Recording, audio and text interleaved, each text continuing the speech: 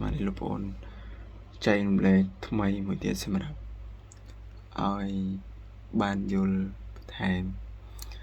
ជាពិសេសអ្នកដែលគាត់ចប់ទី12ហើយលោកបងក៏ជាបេក្ខសម្នាក់មួយរូបដែរមិនធ្លាប់បានប្រឡងខាង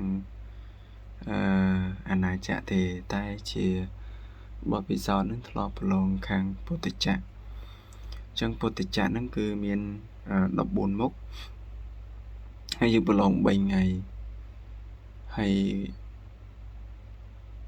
យើងប្រឡង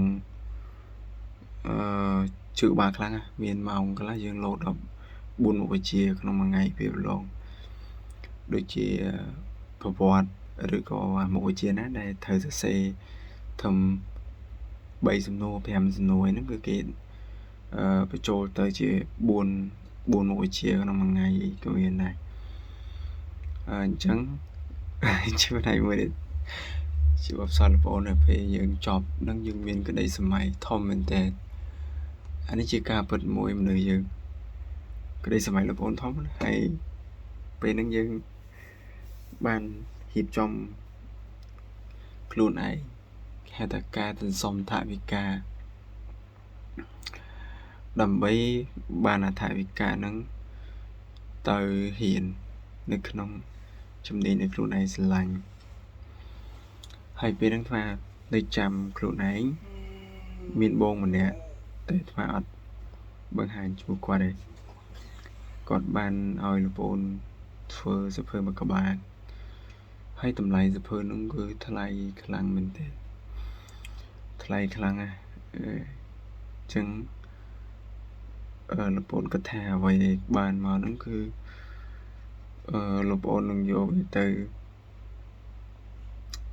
ផ្សំទៅបងសាលាខ្លួនឯងស្រឡាញ់រៀននឹងគឺជាស្ថានសិទ្ធិហើយនេះបានលោកប្អូនចង់រៀននៅទីនោះហើយទាំងដឹងថាជំនាញនៅទីនោះវាអាចនឹងខុសពីជំនាញដែលយើងស្រឡាញ់ 50% គេហៅថាខុសជំនាញ 50% មានន័យថាក្នុងនោះ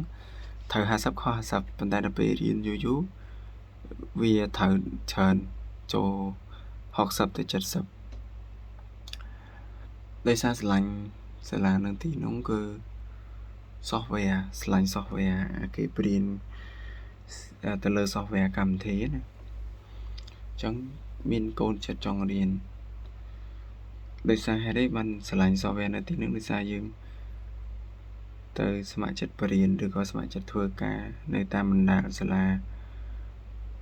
នានាហ្នឹងវាត្រូវការ software ហ្នឹងខ្លាំងអញ្ចឹងយើងចាប់ផ្ដើមមានកូនចិត្តហ្នឹងចង់ស្រឡាញ់អញ្ចឹងចាប់ផ្ដើមទៅពេលទៅខុសជំនាញ 50% គឺទៅដល់អាចជំនាញដែលខ្លួនឯងចង់ចេះហ្នឹងវាអត់មានតែវាមានអារម្មណ៍ចឹងប៉ុន្តែដល់ពេលយូរទៅមានអារម្មណ៍ថាត្រូវច្រើនពេលដែលយើងខំរៀនណាដោយសារយើងខ្លួនមួយយើងធ្វើអីយើងពឹងលើខ្លួនឯងនឹងស្រង់ព្រោះហេតុអីបានយើងត្រូវពឹងលើអាការរៀននឹងខ្លាំងដោយសារលោកអូនដឹងថាពេលដែលយើងធ្លាប់ដើរក្នុងកំឡុងពេលដែលយើងទៅស្ម័គ្រចិត្តហ្នឹងគឺខ្លួនឯងច្រើនមនុស្សដែលមិនមែនជាការបន្តនេះមានថាពេលដែលយើងពឹងលើកម្លាំងខាងក្រៅថារំពឹងថាគេអាចនឹងជួយយើងនឹងវាមានតិចទេអ្នកដែលគេជួយយើងដោយបរិសុទ្ធនឹងឬក៏មិនបរិសុទ្ធនឹងយើងកុំបដោតអីដោយសារតែយើងត្រូវបដោតលើខ្លួនយើងទោះជាគេមិនជួយយើងក៏យើងមិនត្រូវមានអាការចិត្តនឹងទៅជាតោសៈមោហៈដែរដោយសារតែកាលណាយើងពឹងកម្លាំងខាងក្រៅដល់ពេលយើងបាត់បង់ពីគាត់ទៅយើងហេលហាលចាំមិនលោកប្អូនធ្វើអីមួយខុសក៏ដោយត្រូវក៏ដោយត្រូវតែទៅដោយខ្លួនឯងទៅដោយខ្លួនឯងនោះមានន័យថាមិនមែនយើងទៅឆ្កយយើងថាអាចថាទៅឆ្កយក៏បានដែរប៉ុន្តែគាត់ថាយើងមាន ការទៅសួរនាំពីគាត់ការរំពឹងការទៅសួរនាំពីគាត់សុំយោបល់សុំសួរគាត់អីចឹងជាដើមហើយក៏យើងយកមកវាយតម្លៃសិក្សាខ្លួនឯងទៅលើចំណុចទាំងអស់ហ្នឹងទៅក៏យើងចាប់ផ្ដើមសវេសវាដំបូងគឺខុសច្រើនលោកបងនិយាយពីការគូប្លង់មួយពេលហ្នឹងយើងគូប្លង់យើងភ្លេចមុខភ្លេចក្រោយប្លង់ខ្លះអត់ដឹងថាអានឹងប្លង់អីពេលគេនិយាយប្លង់មេត្តាឋានចុះប្លង់មេត្តាឋានប្លង់អីចេះអូចាប់ផ្ដើមវេមវាមឆ្លងគ្រូក៏អត់តាន់ទៅសួរនាំពួកគាត់ពេលខ្លះគឺពឹងលើគាត់ដែរពេលខ្លះណាតែដល់ចំណុចមួយលោកបងចាប់ផ្ដើម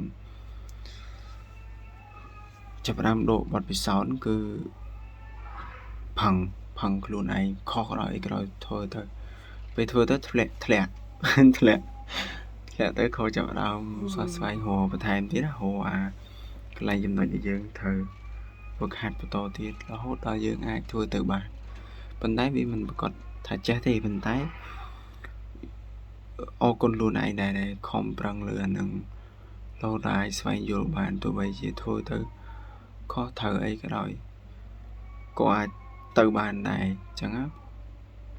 អាចទៅបានអញ្ចឹងនឹងគឺជាផ្នែកមួយ